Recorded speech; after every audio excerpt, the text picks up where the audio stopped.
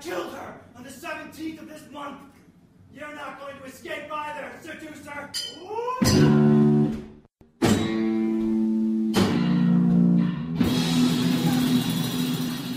No, this isn't the sound of a rock show gone horribly awry.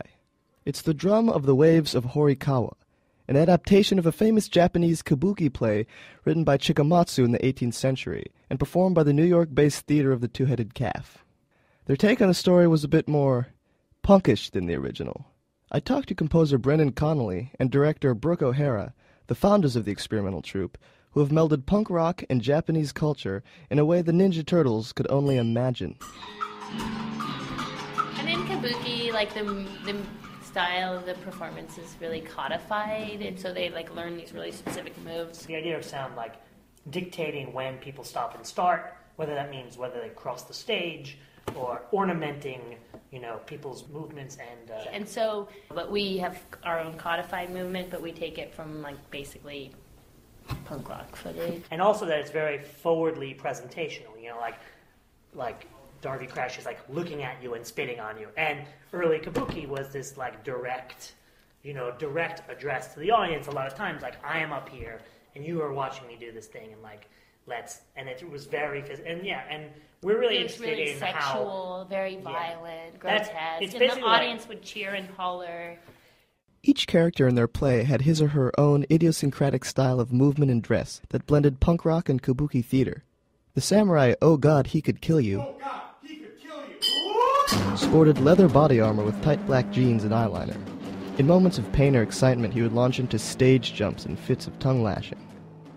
Female characters dyed their hair, wore leather boots and kimonos, and moved about the stage with the reckless grace of punk's leading ladies.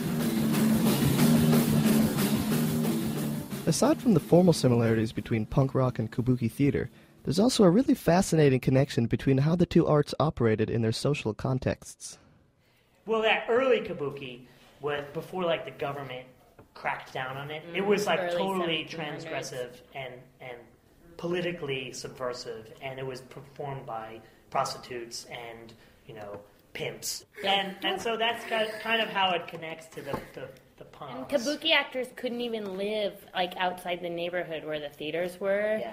Like they were a bad influence on people, and they weren't allowed to spend a certain amount of money on clothes because they would be so extravagant and their style was so extreme that it was catching on, but it was like so provocative. So it's like pinning safety pins to your leather jacket and like crossing out the British flag in the 70s. The story goes that the government of 17th and 18th century cities like Edo, present-day Tokyo, couldn't prevent the upper classes from patronizing kabuki theater, no matter how many laws were proclaimed.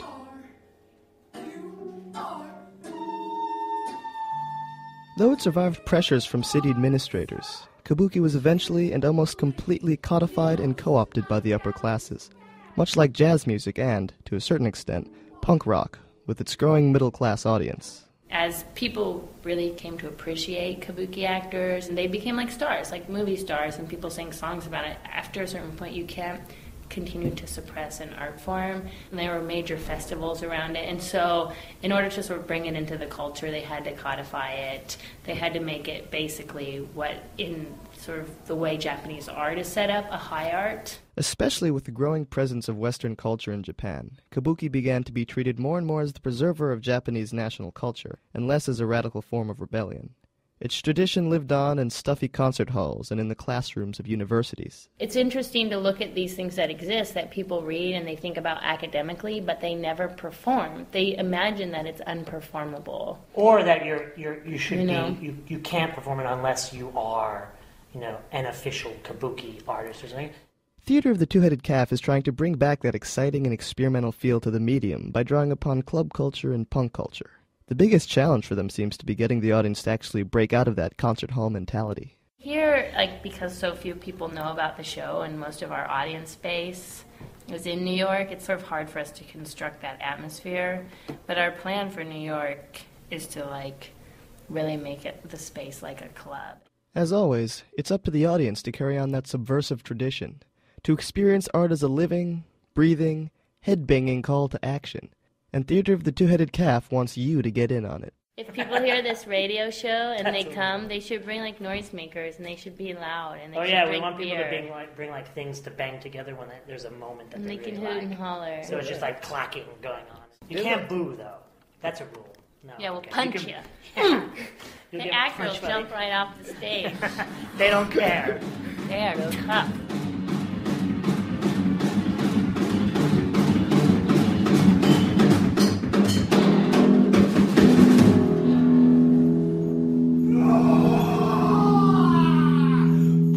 Oh God, he could kill you! For Off the Beat, I'm Eli Halpern.